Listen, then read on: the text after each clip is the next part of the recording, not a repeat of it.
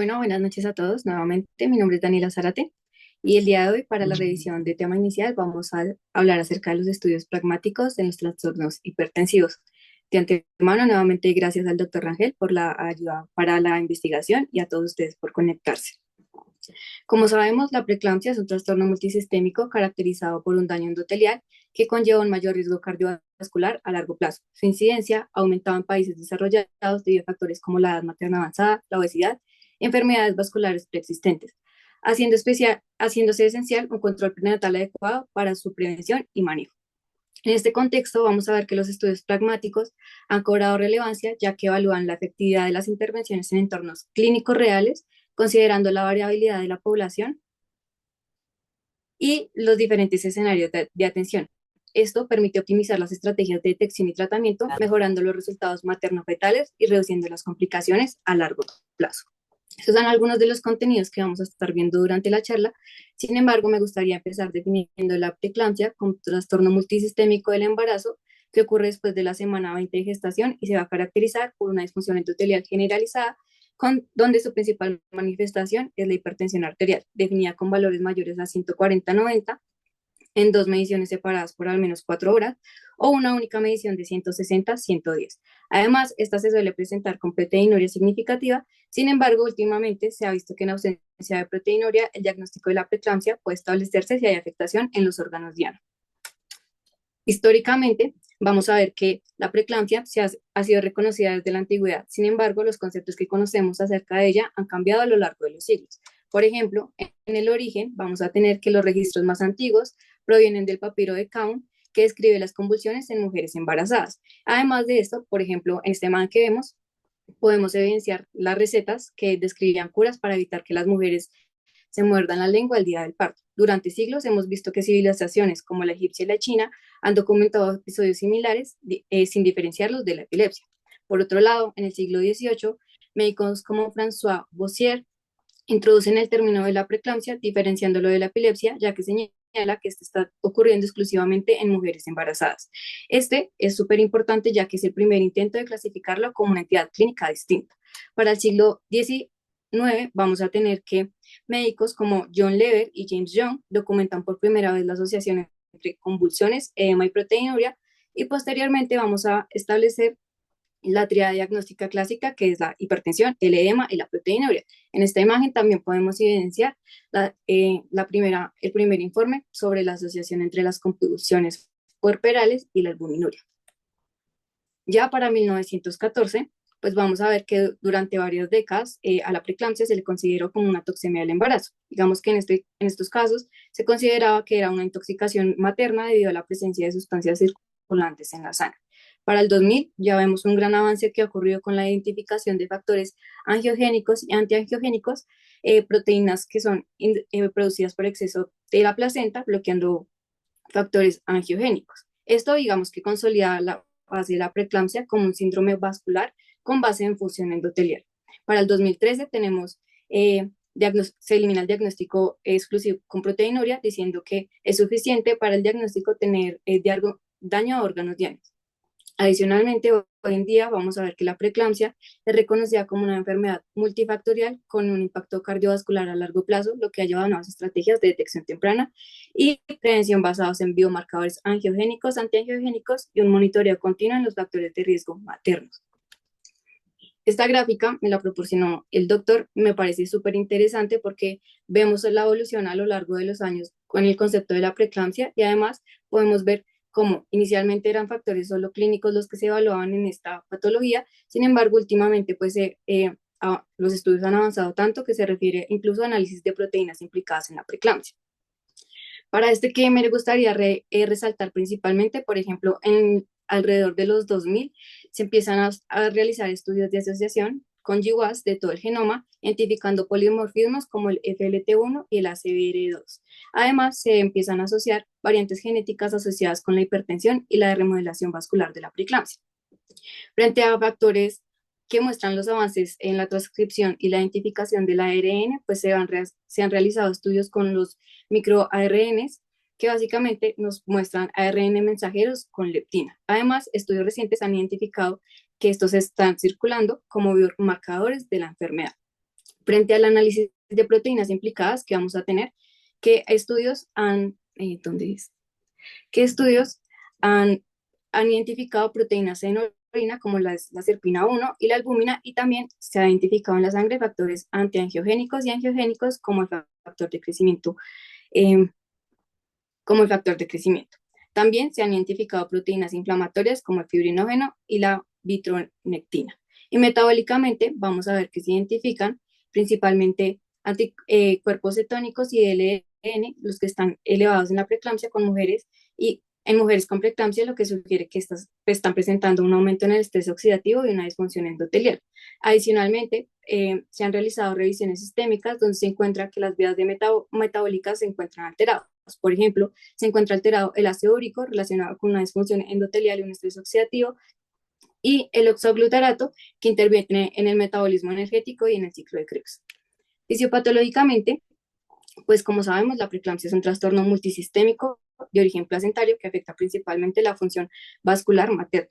En este caso vamos a ver que su desarrollo se asocia principalmente con una placentación anormal, lo que nos lleva a una hipoxia placentaria y posteriormente se caerá la liberación de factores antiangiogénicos como el SFLT1.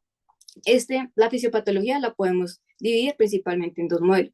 En un fallo placentario, o lo que se conoce como un fallo en la remodelación de la vasculatura placentaria, donde, como sabemos y como vemos en esta gráfica, en condiciones normales, los trofoblastos deben invadir las arterias espirales del útero para remodelarlas y permitir un adecuado flujo sanguíneo uteroplacentario. Sin embargo, en la preeclampsia, vamos a ver que esta invasión es defectuosa, lo que provoca una reducción de la perfusión placentaria y un estado de estrés placentario, creando un ambiente hipóxico y disfuncional, dando paso a la segunda etapa, que es la difusión endotelial sistémica o la disfunción endotelial materna. En este caso vamos a ver que la placenta empieza a liberar factores antiangiogénicos como el SFLT1, que alteran la función del endotelio materno, causando hipertensión, proteinuria, daño multiorgánico y alteraciones en la coagulación. Incluso en casos más graves vamos a ver que las pacientes presentan eclampsia. Profundizando un poco más acerca de los factores angiogénicos, pues como sabemos en el embarazo normal, los factores angiogénicos como el factor de crecimiento endotelial, el factor de crecimiento placentario, regulan la formación de vasos sanguíneos y mantienen la función endotelial, como lo vemos en esta parte del gráfico. Listo, en esta parte del gráfico. Entonces vamos a ver que a partir de que estas estructuras se unen, se estimula la formación y mantenimiento de vasos sanguíneos, es decir, la angiogénesis, y tenemos que se promueve la vasodilatación y la perfusión placentaria. Como resultado, que vamos a tener que la placenta recibe un flujo sanguíneo adecuado para el intercambio materno-fetal de oxígeno y nutrientes. Sin embargo, ¿qué es lo que se está viendo? Que en la preeclampsia, cuando la placenta se encuentra en un estado de hipoxia, esta responde liberando mayores concentraciones de factores antiangiogénicos que reducen esta perfusión placentaria y contribuyen a la disfunción endotelial. Esta imagen me parece importante mostrar esta parte en específico porque nos muestra un mecanismo molecular clave en la preeclampsia relacionado con el upregulation de la metaloproteinasa 14 y la endoglina soluble. Básicamente, estas se enfocan en la interrupción de señalización de factor de crecimiento transformante beta, como lo vemos en esta otra parte de la imagen. Entonces, a partir de eso, pues vamos a tener que estas vías interfieren principalmente con la angiogénesis, la función endotelial, y nos contribuyen a los signos y síntomas que vemos en nuestras pacientes, como la hipertensión.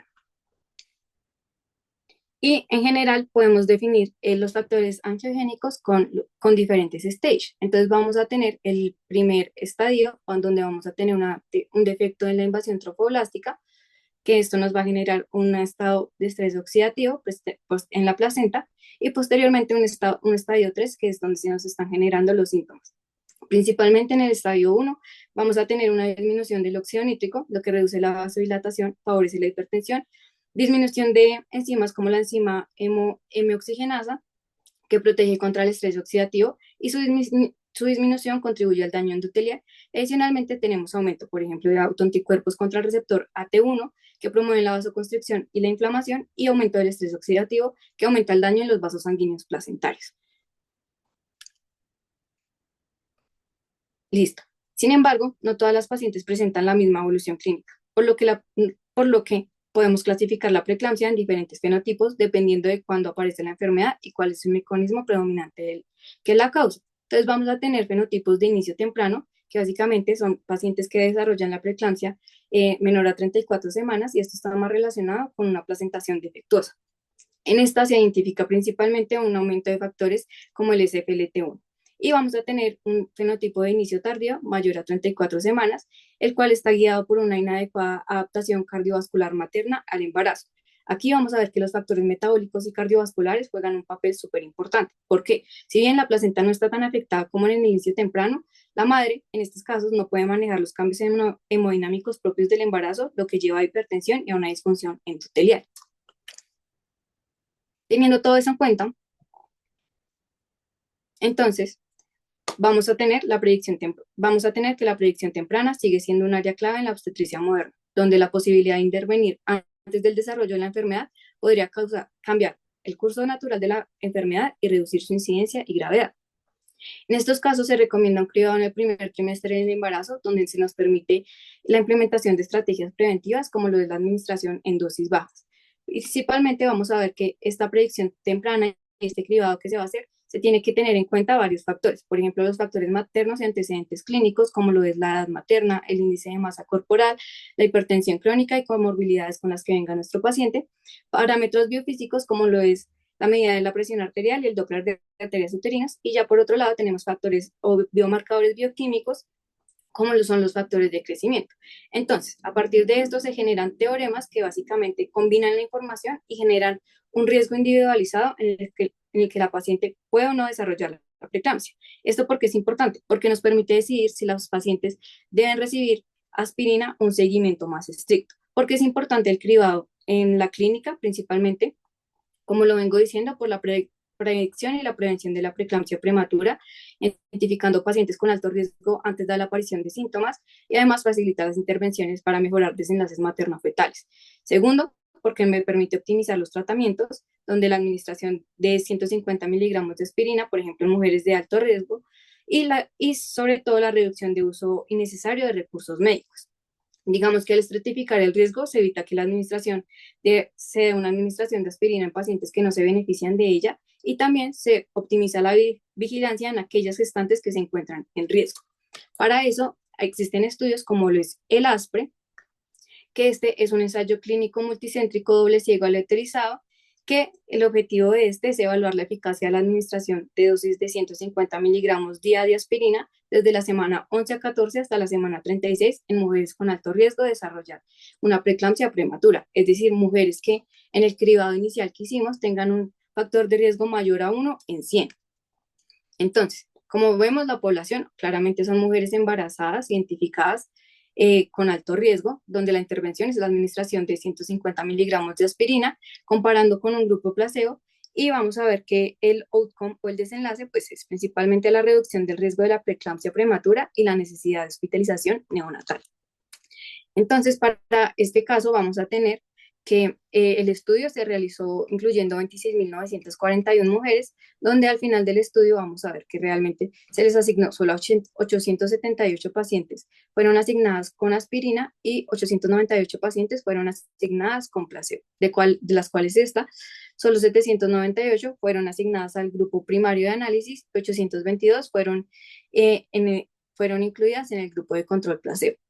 Los criterios de inclusión para estas pacientes principalmente fueron mujeres con embarazo único, que tuvieran un feto vivo al momento de la ecografía entre la semana 11 y 13 de gestación y, como les decía anteriormente, que tuvieran un alto riesgo. La idea después de la aleatorización era que las pacientes tomaran una tableta cada noche durante todo el ensayo y dejaran de tomar las tabletas a la semana 37 de gestación o al inicio del trabajo de parto. Este estudio es importante principalmente porque se hace con la intención de tratar. ¿Qué quiere decir esto? Que las pacientes fueron analizadas independientemente si completaban o no el tratamiento. Esto es importante porque nos ayuda a evitar sesgos y refleja lo que pasaría en la vida real, que tengamos pacientes que no sean adherentes a los tratamientos. Adicionalmente, se hace una regresión logística donde se compara la incidencia de la preeclampsia entre los grupos de aspirina y placebo y vemos que también se hicieron análisis de Kaplan-Meier en los que se calcula la probabilidad de desarrollar la preeclampsia a lo largo del tiempo, permitiendo ver cuándo aparece la preeclampsia en cada grupo y comparar la progresión de la enfermedad. Frente a los resultados claves de estudio, pues vamos a ver que el hallazgo más relevante en estas pacientes fue la preeclampsia prematura menor a 37 semanas, el cual ocurrió en 1.6% de las pacientes con el grupo de aspirina versus un 4.3% en el grupo placebo, con un odds de 0.38 y un intervalo de confianza de 0.2 a 0.74. ¿Qué nos indica esto? Esto realmente nos indica que hay una reducción del 62% de desarrollar la preeclampsia prematura en el grupo de aspirina. Adicionalmente, es un resultado preciso y confiable, ya que el intervalo de confianza no incluye el 1. Y en este caso es significativo porque la P es menor a 0.05. ¿Qué nos indica esto? Que la reducción del riesgo realmente no se debe al azar, sino que realmente se está debiendo a la intervención que estamos haciendo. Adicionalmente, podemos ver algunos otros resultados, por ejemplo, antes de la semana 34, si bien los datos nos dicen que las mujeres que están consumiendo aspirina se benefician alrededor del 0.4%, realmente estos significados no son estadísticamente relevantes, ya que, como les decía, pasan por el 1. Sin embargo, sugiere un potencial beneficio para la reducción de la preeclampsia temprana. Igualmente, por ejemplo, en efectos adversos después de la semana 37, donde tenemos pacientes que presentan el evento en 6.6% de las pacientes consumiendo aspirina versus un 7.2% del placebo, pues este tampoco es significativo y nos indica que la aspirina no reduce la preeclampsia tardía. Este forest plot, pues, es súper, resume bastante bien de lo que lo que les estoy comentando, donde vamos a ver que las pacientes realmente con preeclampsia se benefician del el consumo de aspirina, contrario, por ejemplo, a las pacientes que tienen mayor de 37 semanas de gestación, en las cuales vemos que realmente todos los resultados no son estadísticamente significativos, lo mismo que pasa con las pacientes menores a 34 semanas. Entonces, en general, vemos también el análisis que les comentaba del Kaplan-Meier, que permite evaluar a lo largo del embarazo la incidencia acumulada de la preeclampsia. En este caso, vemos que fue menor en el grupo de aspirina en comparación con el placebo, confirmando así el efecto protector del tratamiento. ¿Qué nos muestra esto? Que nos confirma básicamente que la aspirina en dosis de 150 miligramos día reduce significativamente la preeclampsia prematura. Y además los efectos se hacen más evidentes después de la semana 32. El impacto que esto tiene en la clínica, pues principalmente estos estudios se han convertido en estrategias validadas y, por ejemplo, se han implementado en las guías clínicas. Por ejemplo, el ACOG recomienda el uso de 150 miligramos de aspirina en mujeres que presentan alto riesgo basados en los hallazgos del ASPRE. Listo. Frente a eso, adicionalmente, hay otros estudios que se han hecho como el Pharmacokinetic Assessment, que básicamente lo que nos hace, lo que nos dice es respaldar el ASPRE. ¿Cómo se hizo esto? Básicamente se evaluó la farmacocinética de la aspirina en 12 mujeres embarazadas de alto riesgo y 3 mujeres no embarazadas.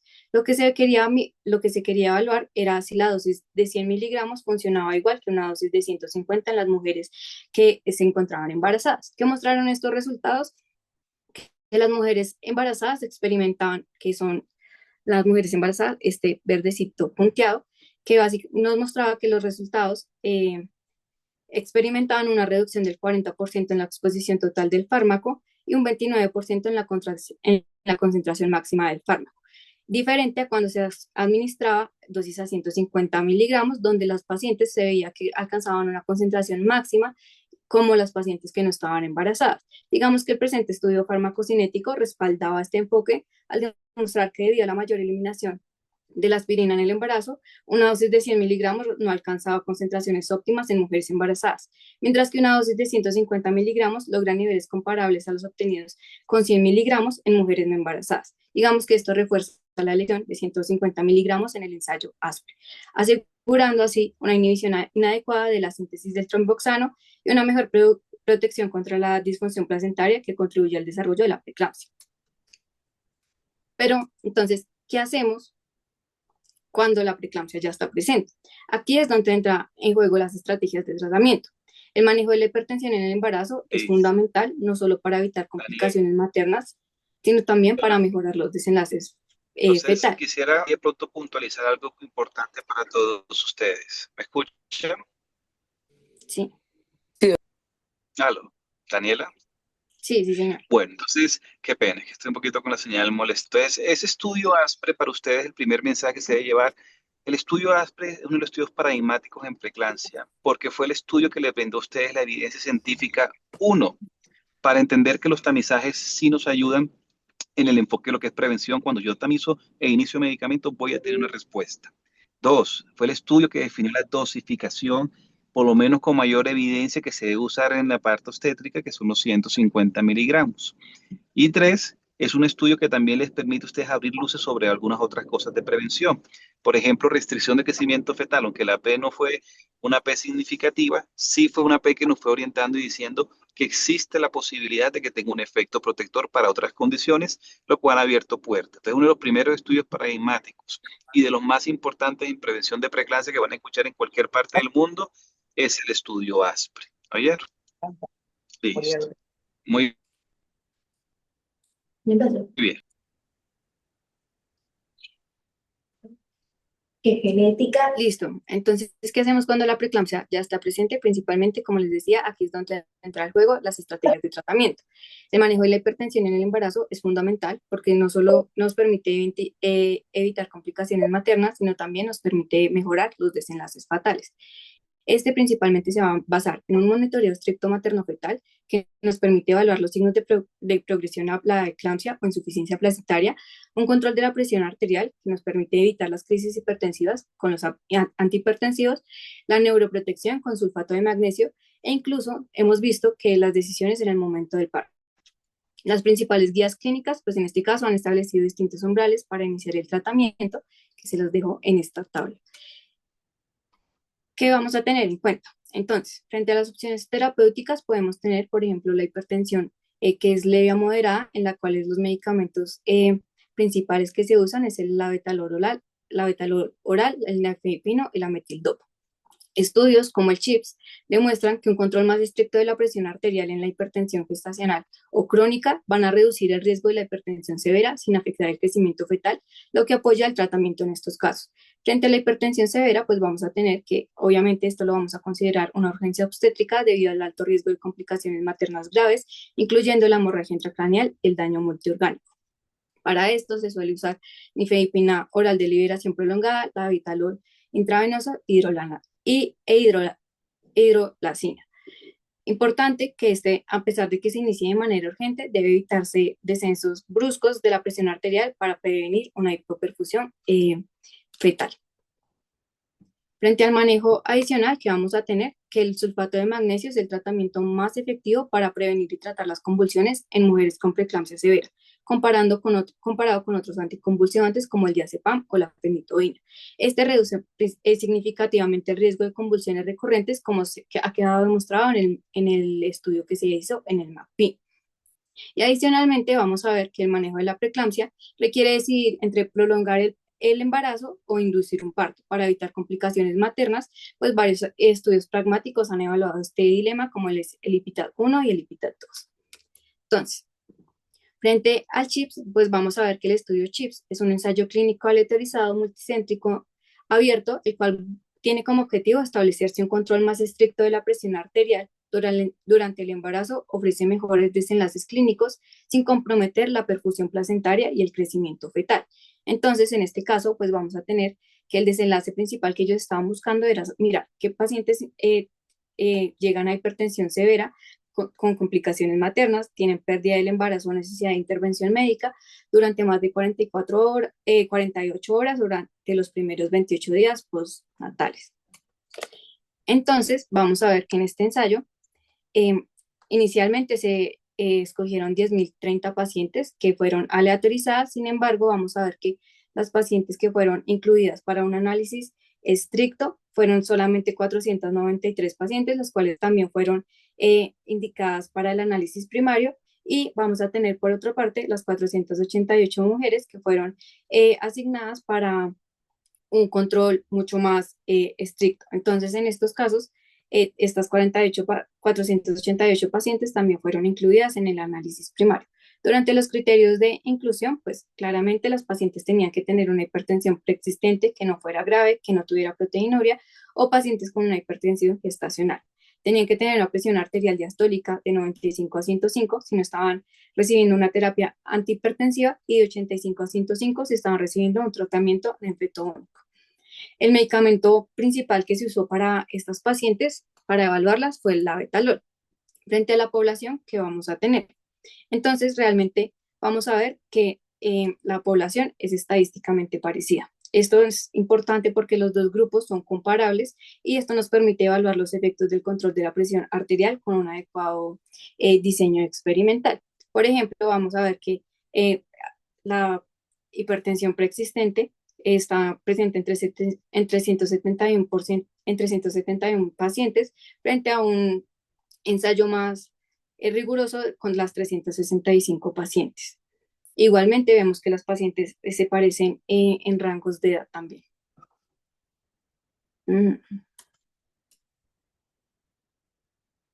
Frente a los resultados, pues vamos a tener que tenemos dos tipos de resultados. El resultado primario, donde tenemos la pérdida del embarazo y la hospitalización neonatal mayor a 48 horas o hasta que se dé el alta hospitalaria. Y el secundario, donde vamos a tener las complicaciones maternas graves ocurridas hasta 6 semanas posparto o hasta el día del alta hospitalaria. Este estudio, como veíamos en el ASPRE, también se hace con la intención de tratar con regresión logística y evaluar las variables.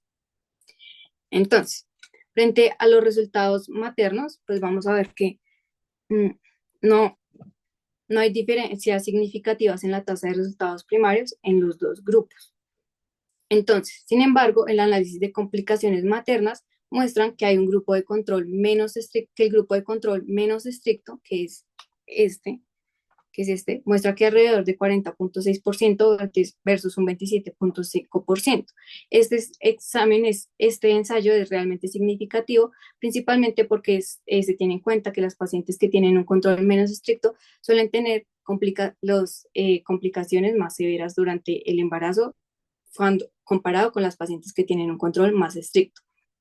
Y vamos a ver que el control menos estricto aumenta significativamente el riesgo de hipertensión severa, teniendo una P menor a 0.001, donde pues claramente es estadísticamente significativo y de nuevo volvemos a ver que realmente estos resultados no se deben al azar.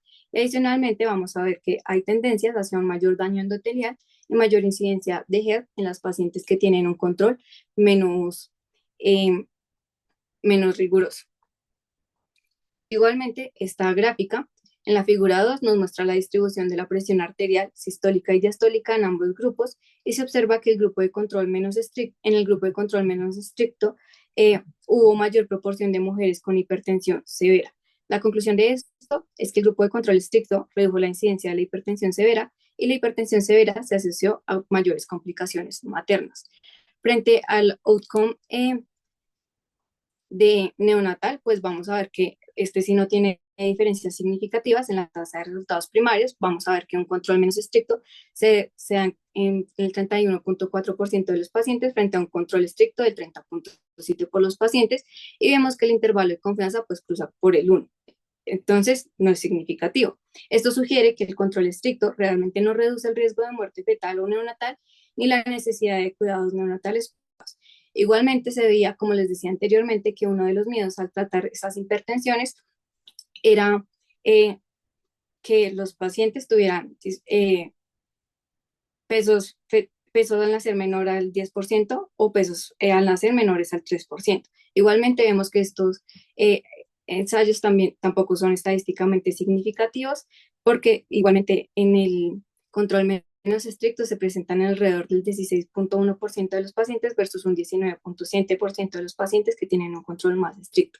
La conclusión de este ensayo es que no se encuentran diferencias significativas en la tasa de resultados perinatales adversos y el control menos estricto siempre se asocia con una alta tasa de hipertensión materna grave.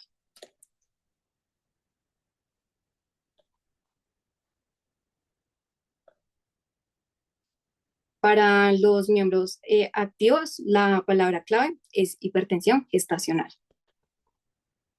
Listo. Frente al estudio CHAP, vamos a tener que el tratamiento antihipertensivo pues es el estándar de atención para pacientes que no están embarazadas con una presión arterial de 140 a 90 o más, pero el tratamiento durante el embarazo es controvertido. Si bien existe un consenso para tratar a las mujeres embarazadas con hipertensión grave, pues no estaba muy claro si se debía continuar el tratamiento antihipertensivo en la paciente o si por el contrario se debía suspender y esperar a que ésta llegara a cifras tensionales que se debían tratar.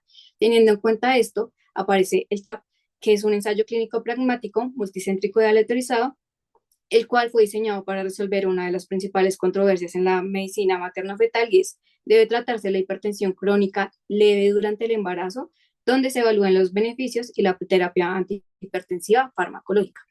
Entonces, en este estudio vamos a ver que participaron 2.408 mujeres, donde 1.208 recibieron un tratamiento con medicación para mantener la presión arterial por debajo de 140/90 y 1.200 mujeres recibieron un placebo, salvo si la presión arterial alcanzaba valores mayores a 160/105, siendo los fármacos utilizados el abetalol y la nifedipina de liberación prolongada como opciones principales. El seguimiento y la evaluación, pues el seguimiento pues principalmente es la evaluación de los desenlaces maternos y neonatales hasta el parto. Es importante ver que esta población también sigue características basales, donde tenemos que el 56% de las pacientes tienen un diagnóstico previo y estaban en tratamiento, el 22% tienen una hipertensión crónica sin medicación previa y el otro 22% tenían una hipertensión crónica recién diagnosticada. Igualmente vemos que la distribución étnica es bastante parecida en todas las mujeres y tenemos que los dos grupos son comparables en términos de edad, de antecedentes y de características obstétricas antes de la intervención. Frente a los criterios de inclusión, claramente vamos a tener una hipertensión crónica leve a moderada, un embarazo único que se encontrará entre las 14 y las 23.6 semanas de gestación, sin indicación previa de antihipertensivo y sin contraindicaciones para los medicamentos que estamos usando, como el abetalol y el nifedipina. Entonces, los resultados principales que buscaba evaluar este estudio es las mujeres que tengan preeclampsia con características severas, el parto prematuro antes de las 35 semanas, el abrupcio de placenta, la muerte fetal neonatal y la seguridad fetal. En este caso de la seguridad fetal nos referimos a un crecimiento fetal deficiente definido como peso nacer inferior al 10%. Entonces, ¿qué vamos a encontrar en estas pacientes? Frente a los resultados primarios, vamos a ver que el grupo tratado va a tener una incidencia del resultado de 32.2% frente a un grupo control de 37.7%. Esto también es estadísticamente significativo, indica que hay una reducción del 18% en la probabilidad de presentar un evento adverso primario en comparación con el grupo control. Como hemos visto, el intervalo no cruza el 1, entonces este es un intervalo estadísticamente significativo y la diferencia observada es poco probable que ocurra por el azar.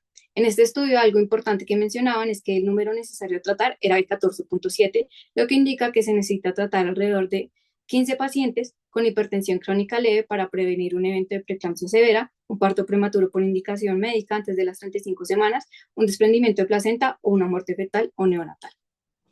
Frente al impacto que tiene la preeclampsia, vamos a ver que el grupo tratado se presentó en alrededor del 23.3% frente a un 29.1%. Otra vez es estadísticamente significativa y vamos a ver que las mujeres tratadas con antihipertensivos tienen un 20% menos de riesgo de desarrollar preeclampsia grave en comparación con el grupo de control. Y estos datos pues validan que tratar la hipertensión leve previene complicaciones obstétricas graves. Frente al impacto del crecimiento fetal, pues vamos a ver que realmente estos no son estudios significativos debido a que pasan por el 1. Entonces vamos a ver que no hay una evidencia de que el tratamiento aumente el riesgo de que los pacientes haya un impacto en el crecimiento fetal.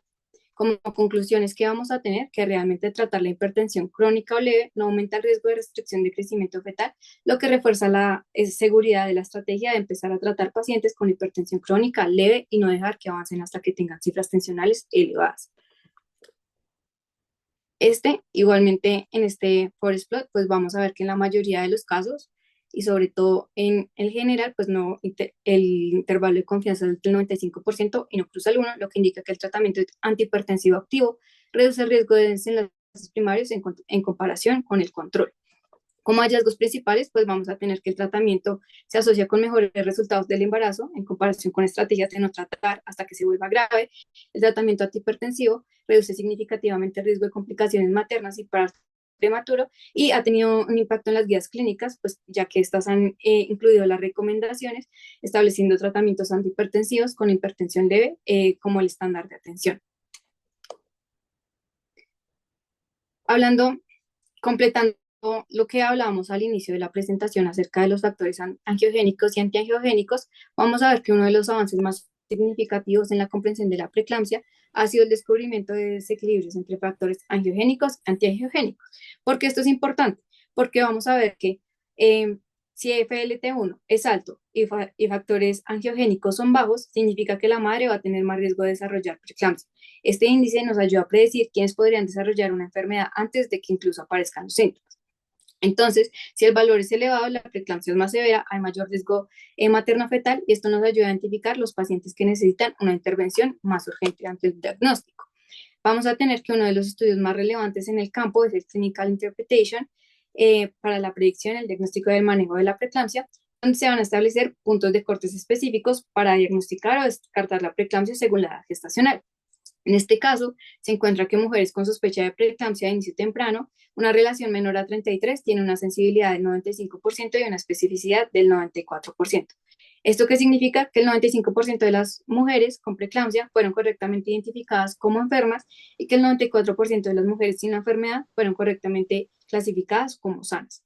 Por otro lado, valores mayores a 85 confirman el diagnóstico con una sensibilidad de 88% y una especificidad del 99.5%, lo que indica que solo el 5% de cada 1000 mujeres sin preeclampsia obtienen falsamente un resultado positivo.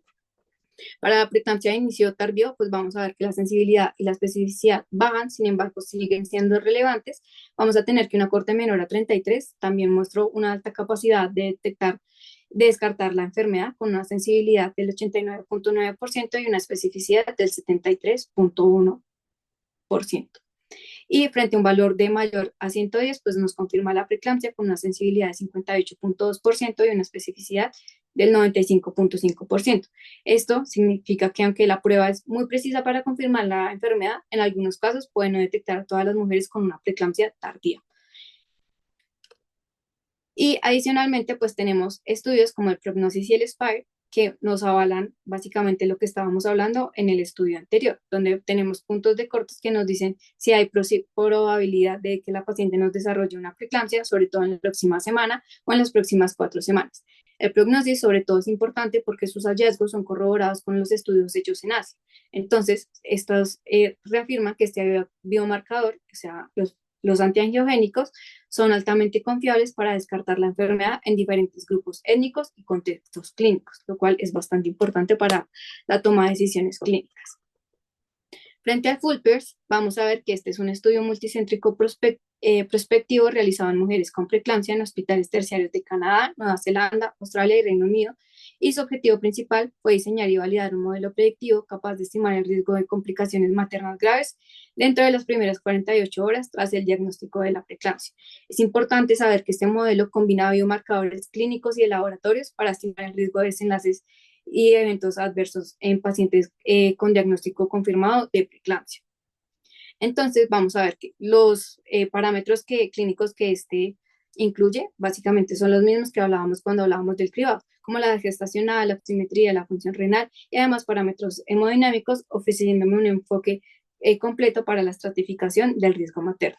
En este caso, vamos a ver que se evaluaron 2023 mujeres embarazadas con preeclampsia y vamos a ver que en este se incluyeron mujeres que tenían síndrome de HED y preeclampsia superpuesta a una hipertensión crónica. Los resultados maternos adversos fueron 261 y alrededor del 5% de los pacientes presentaron una complicación dentro de las primeras 48 horas después de la admisión.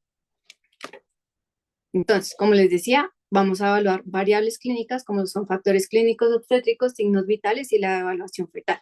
Esto nos permite identificar a pacientes con mayor riesgo de complicaciones, permitiéndonos una toma de decisiones más informada respecto a la intervención temprana y a la vigilancia expectante.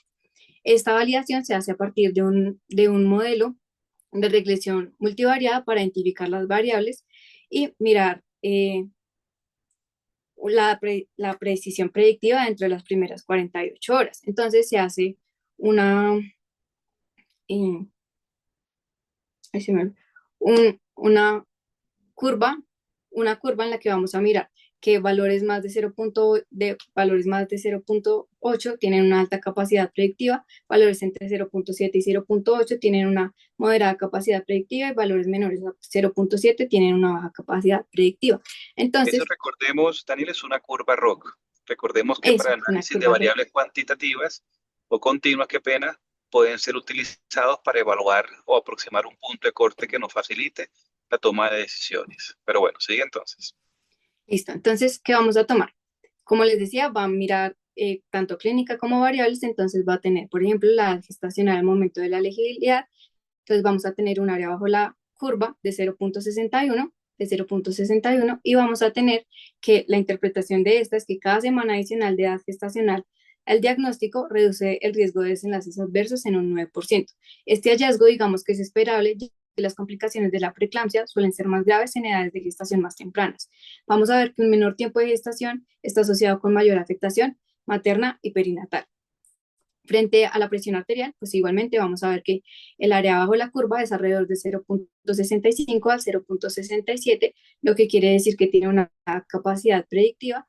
Y vamos a ver que, sin embargo, se ve que un incremento en la presión arterial aumenta significativamente el riesgo de complicaciones maternas, y esto enfatiza en la importancia del control adecuado en la presión arterial en pacientes con preeclampsia, ya que niveles elevados pues pueden precipitar eventos adversos graves como accidente cerebrovascular y la eclampsia. Y frente a los síntomas clínicos, pues realmente estos tienen una baja predicción en el área bajo la curva, porque está en 0,55 a 0,63, y vamos a ver que aunque los síntomas clínicos pueden ser indicadores de una enfermedad severa, su precisión predictiva individual es limitada. ¿Qué nos permite o qué impacto tiene el full Pierce? Entonces, vamos a ver que principalmente, como lo decía el doctor, nos permite mejorar la estratificación del riesgo, optimizar la toma de decisiones en la obstetricia, reducir el riesgo, reducir hospitalizaciones innecesarias, y se complementa con factores antiangiogénicos como el SPLT1, el factor de crecimiento. Además, vamos a ver que el full Pierce puede mejorar la estratificación de riesgo y asegura que aquellas pacientes con alto riesgo reciban cuidados oportunos. Frente al MACP, vamos a ver que si bien estudios como el CHIPS y el CHAP han aportado evidencia clave sobre el manejo de la hipertensión crónica gestacional, en el embarazo es fundamental abordar otro aspecto crítico en la atención de la obstetricia, que es la eclampsia, definida como la aparición de una o más convulsiones superpuestas a la preeclampsia. Entonces vamos a tener que el ensayo MACP marca un antes y un después en el tratamiento de esta manifestación. Es un ensayo clínico aleatorizado, multicéntrico y controlado, que buscaba evaluar la eficacia y la seguridad del sulfato de magnesio en la prevención y tratamiento de la eclampsia en mujeres con preeclampsia. Entonces, vamos a ver que en este ensayo, pues el ensayo inicial, las pacientes aleatorizadas fueron 10.141. Sin embargo, vamos a ver que solamente 5.055 son pacientes que vamos a analizar para hacer el seguimiento hacia un placebo, o 5.055 pacientes que son analizadas frente a un control con el sulfato de magnesio. El total de la promedio de los participantes fue 27 años, con características basales también bastante parecidas, lo que le da significancia al estudio. Por ejemplo, el 26% de los pacientes tenían una preeclampsia severa, el 16% presentaban una hipertensión severa y el 27% tenían menos de 34 semanas de gestación.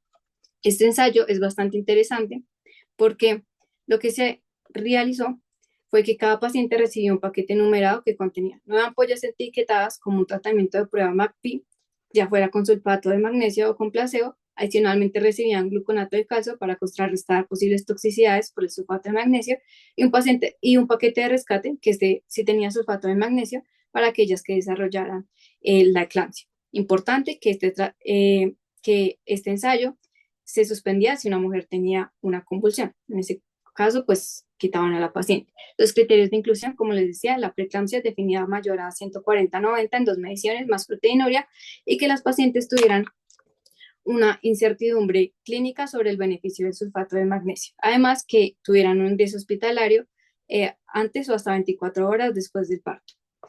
Los resultados que vamos a ver en estas pacientes principalmente son pacientes que desarrollen la eclampsia, pacientes que tengan mortalidad neonatal antes del alta hospitalaria, una morbilidad materna grave y las pacientes con toxicidad.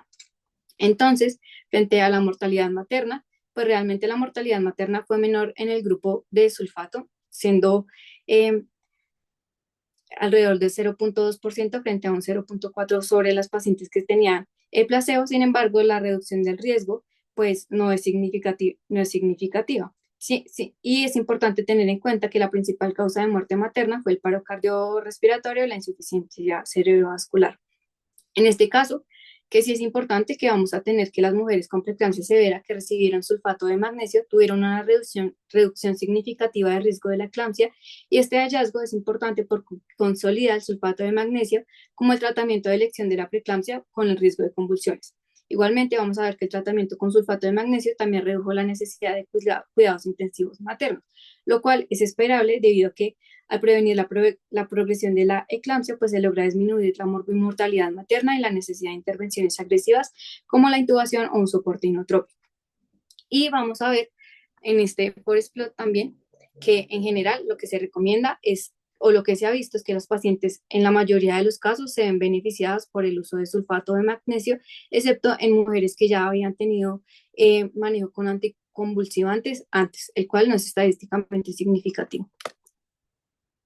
Igualmente, vamos a ver que frente a las causas de muerte fetal, pues vamos a tener que no se observan efectos adversos significativos, aunque se temía que el sulfato de magnesio pudiera afectar la función respiratoria fetal.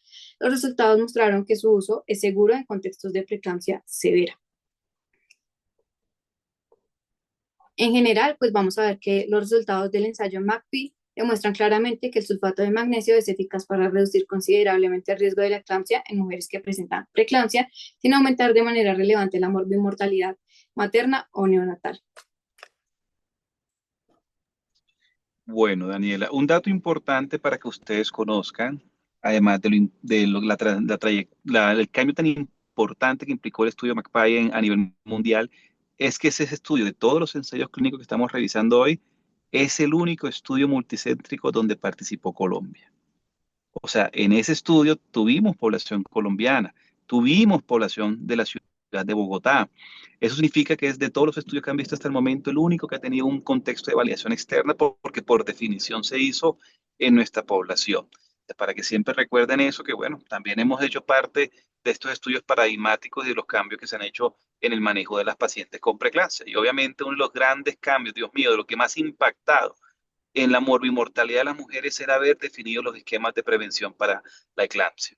Eso ha cambiado la historia e incluso hay estudios que se han hecho hasta a partir de la mitad del siglo XX, la manera como esto fue impactando los países desarrollados en las tasas de mortalidad materna. Listo, entonces continúa con Hippitas.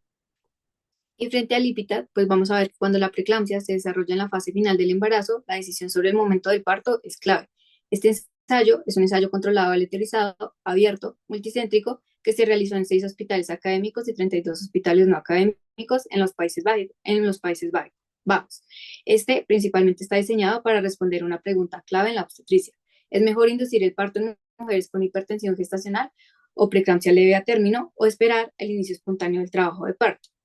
Entonces vamos a ver que la intervención pues claramente es la inducción del trabajo de parto frente a la comparación, que es tener un manejo expectante donde se espera el inicio del trabajo de parto. Y el desenlace importante que vamos a tener en este caso va a ser la reducción de complicaciones maternas, ya sea la preeclampsia o la eclampsia, y sin aumentar la morbimortalidad neonatal. Entonces, ¿qué vamos a tener? Que se eligieron 1.153 pacientes, de las cuales 756 fueron aleatorizadas, y vamos a tener que 377 fueron asignadas a la labor de parto y 379 fueron asignadas a una monitorización expectante. Básicamente vamos a ver que este estudio evalúa cómo afectaba la inducción del parto en mujeres con hipertensión gestacional o preeclampsia en comparación con una conducta expectante. Aquí también les dejo la población que se estudió, la cual también es bastante parecida entre el grupo de manejo expectante y las pacientes que fueron inducidas al parto. Los resultados primarios, como les contaba, la morbimortalidad materna, la mortalidad materna, la progresión a hipertensión grave y la hemorragia postparto.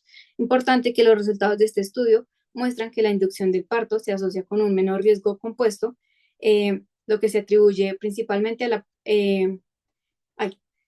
En este estudio lo que se busca es que, lo que se ha visto es que la inducción del parto en mujeres con hipertensión gestacional o preeclampsia leve a término se reduce el riesgo de la progresión a una enfermedad grave, principalmente porque se veía que las pacientes que tienen que esperar, pues pueden complicarse en cualquier momento. Entonces vamos a ver, por ejemplo, que las pacientes que tenían una inducción de parto, los resultados adversos eran 31% de las pacientes frente a un monitoreo expectante del 44% de las pacientes, lo cual también es estadísticamente significativo y nos dice que las pacientes realmente se estaban beneficiando de esa inducción de labor de parto. Igualmente, las pacientes que tuvieron hipertensión, vamos a ver que en general las pacientes que tenían una inducción de labor de parto, pues eh, necesitaban mucho menos medicamentos que las mujeres que estaban haciendo una inducción expectante. Frente a eso, vamos a tener que que las principales sociedades ginecológicas obstetricias pues adoptan las recomendaciones del IPITAT 1 en sus guías clínicas, en las cuales se recomienda la inducción del parto a partir de la semana 37 en mujeres con preeclampsia leve o hipertensión gestacional, alineándose con hallazgos del estudio de que no se puede, de que un manejo expectante aumenta la mortalidad materna. E igualmente vamos a tener que estos resultados pues no son estadísticamente significativos frente a los desenlaces adversos neonatales, principalmente porque no se vio un aumento en las muertes fetales y esto realmente ninguno, todos pasan por uno, entonces ninguno es estadísticamente significativo como para contraindicar la inducción del parto. Ya por último, tenemos el IPITAT-2, el cual es un ensayo controlado aleatorizado, el cual ha incluido en las recomendaciones sobre el momento óptimo del parto en mujeres con hipertensión gestacional o preeclampsia leve antes de la semana 37. Su objetivo principalmente es evaluar si la inducción temprana entre la semana 34 y 37 mejoran los resultados maternos sin aumentar significativamente la mortalidad neonatal. En este caso vamos a ver que los resultados maternos adversos ocurrieron principalmente buscando las complicaciones graves como tromboembolismos, edemas pulmonares, síndrome de Held, eclampsia y resultados secundarios como una mayor tasa de parto instrumentado y cesárea frente a resultados neonatales como síndrome de dificultad respiratoria neonatal, que este es súper importante, y el mayor riesgo de complicaciones neonatales como un APGAR menor a 7 en los 5 minutos. En los resultados maternos adversos, principalmente que vemos que este compuesto ocurrió en 4, es decir, en 1.1% de las mujeres de las 352 asignadas a parto inmediato frente a un 3.1% de las mujeres asignadas a un seguimiento expectante.